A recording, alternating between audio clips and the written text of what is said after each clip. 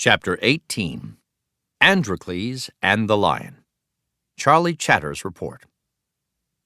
The ancient Romans liked to watch gladiator fights.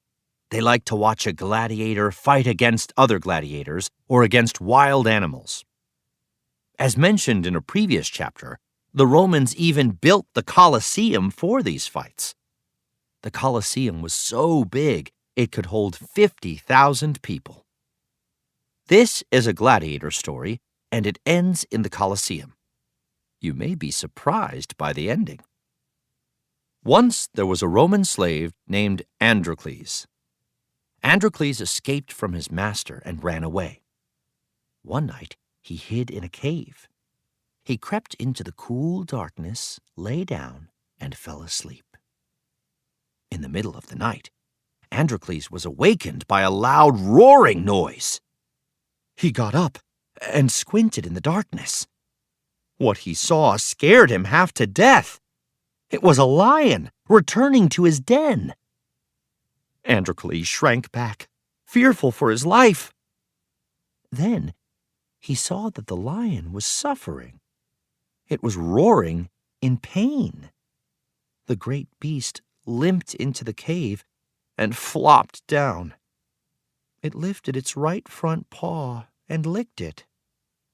Androcles took a step toward the lion. The big cat spotted him, but he did not seem angry. Instead, he gave Androcles a sad look, as if asking for help. Androcles crouched next to the lion. He looked and saw a thorn stuck in the lion's paw. He put out his hand. The lion did not try to bite him. He touched the lion on the paw. The lion sat still. Then, very gently, Androcles took hold of the thorn and pulled it out. The lion looked Androcles in the eye and purred. That was the beginning of a warm friendship between Androcles and the lion. They lived together in the cave. They slept side by side, keeping each other warm. Then, one day, Roman soldiers discovered Androcles. The law of Rome said that runaway slaves must be punished. So Androcles was captured and taken to the city of Rome. For 10 days, Androcles sat alone in a jail cell. The jailers fed him nothing but water and crusts of stale bread. Then, one of them told him he was to meet his death in the Colosseum. Androcles knew what that meant. Runaway slaves were often forced to fight in the Colosseum. Androcles knew he would be forced to fight against gladiators, or perhaps against vicious, hungry, wild animals. Androcles was led out of his cell. As he walked into the Colosseum, he knew that he would soon die. Androcles was brave. He stepped into the arena and prepared himself for the fight and for death. The crowd cheered as Androcles stepped into the arena. They cheered even more loudly when a lion appeared on the other side of the arena. Then, something strange took place.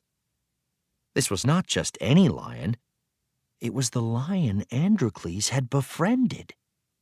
The lion recognized his friend. Instead of attacking, the beast ran up to Androcles and began licking his face. Androcles stroked the lion and rubbed his belly. The crowd was amazed. They had never seen anything like this. They cheered loudly. "Free the slave!" one of the men in the crowd shouted. "Free the lion!" another shouted. Soon the whole crowd was yelling and shouting. The emperor was the one who made the decision. He held out his hand with his thumb to the side. Then he tilted it so that his thumb pointed up. Thumbs up! That was the sign. It meant that Androcles and the lion had pleased the emperor. They would be saved. So Androcles and the lion were set free. They lived a long life and their friendship never faltered.